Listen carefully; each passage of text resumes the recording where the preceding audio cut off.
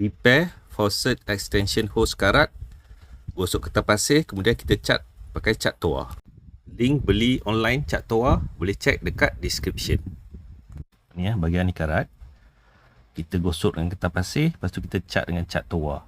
Saya suka pakai cat toa instead of pakai cat besi, sebab cat toa ni dia untuk kayu, dia lekat lagi kuat berbanding dengan cat besi. Cat besi dia mudah, dah lama dia mudah mengelupas. Sebab tu saya guna cat toa yang kayu tu. Okey, ini keadaan asal dia. Okey, lepas tu buka bahagian sini, buka bahagian sini.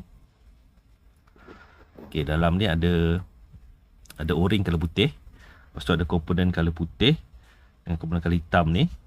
Dalam ni ada tube hitam. Okey, cabut ni. Nampak ni, komponen putih, komponen hitam. Dalam ni ada tube hitam, cabut. Kemudian bahagian sini pula. Okey, bahagian sini ada o-ring juga. Boleh buka, kemudian tarik keluar tube hitam. Okey, ni dah buka o-ring. Untuk bahagian sini o-ring saja. Untuk bahagian sini ni ada macam cap Cap ni dalam ni ada o-ring. Diikat dengan thread ni. So kat sini tangkal hitam ni sambung dengan tube hitam, atas dia ada kalau putih ni. Okey, ini tadi kita buka cap ni daripada thread ni kan. So cabut kalau putih ni, cabut kalau hitam daripada tube hitam ni. Kemudian sebelah sini boleh buka o-ring. So ni tube ni boleh tarik keluar je. Macam tu. Okey, lepas tu ambil pisau ke gunting ke, buka dia punya plastik PVC color orange ni untuk akses karat-karat dia ni. Okey, macam ni karat dia. Karat ni kena gosok dengan kertas pasir dulu sebelum cat dengan cat toa. Okey, ini nanti kita buang, tak pakai.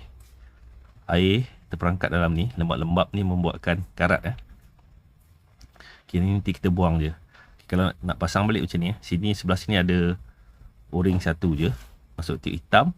Lepas tu baru masuk o-ring ni. Lepas tu pasang sebelah sini pula. Ada komponen yang tadi lah. Okey, ini kalau orange ni, pembalut ni buang. Okey, sini pasang tube hitam tu dengan benda ni. So ada o-ring atas ni. Kemudian sini ada, dalam ni ada tube hitam sambung dengan hitam ni. Lepas tu ada putih. Lepas tu baru pasang cap ni. Cap ada filter dengan ada o-ring kalau putih. Ini gosok dengan kertas pasir lah. Gosok dengan kertas pasir. Lepas tu baru cat dengan cat toa. Okey, ini pedangan dari sini. Okey, ni kalau terbalikkan nampak filter dia, pedangan dari sini. Okey, urutan dia nanti pasang macam ni balik. Okey, kemudian ni nak pasang balik. Okey, yang tube hitam ni dengan komponen ni. Yang ni, yang sebelah sini tak boleh cabut Cabut sebelah sini je. Sebab kita cabut sebelah sini supaya kita boleh tarik keluar dari sini. Kalau tak cabut ni dengan tube ni, tak boleh tarik keluar. So terpaksa kena cabut juga. Bila cabut sebelah je, ini boleh tarik keluar sebelah sini. Okey, lepas tu bahagian ni gosok kertas pasir, cat dengan cat toa. Okey, lepas tu nak pasang balik kan. Okey, masukkan ni dulu. Kemudian atas dia ada o-ring juga. Lepas tu kat sini tricky sikit. Ni ngam-ngam je bila masukkan sebelah sini. Tube ni kat sini je. Lepas tu ambil plier muncul tirus. Kepit, tarik keluar sikit bagi dia lebih pada bahagian sini, tarik keluar sikit. Lepas tu baru senang nak pasang yang hitam ni dan dengan yang pasang putih ni.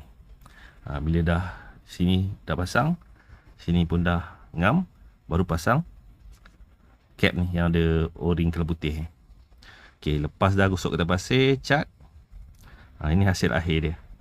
Cat toa ni memang lekat kuat, dia tak mudah mengelupas.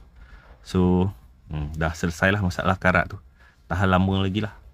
Okey, dalam je jangan risau, air tak akan kena besi sebab air lalu dalam tube bukan lalu kena besi dia lalu dalam tube. Alright, selesai.